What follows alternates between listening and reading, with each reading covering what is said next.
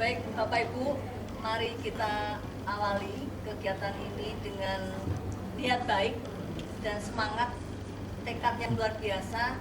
Mudah-mudahan hari ini menjadi bekal bahan Iropin untuk melangkah lebih baik lagi, memberi peran yang positif pada Jawa Tengah. Siap ya? Kita mulai rakerda, seminar dan workshop dibuka dengan resmi.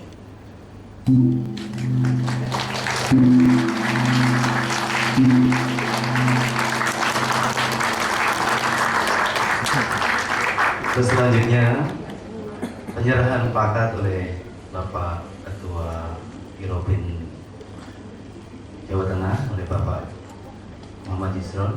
Silakan, sudah ada salaman. Terima kasih. Tangan buat Ibu. Terima kasih. Saya terima, ini menjadi bukti komitmen koordinasi antara organisasi profesi Iropin dengan Dinas Kesehatan Provinsi Jawa Tengah. Ya,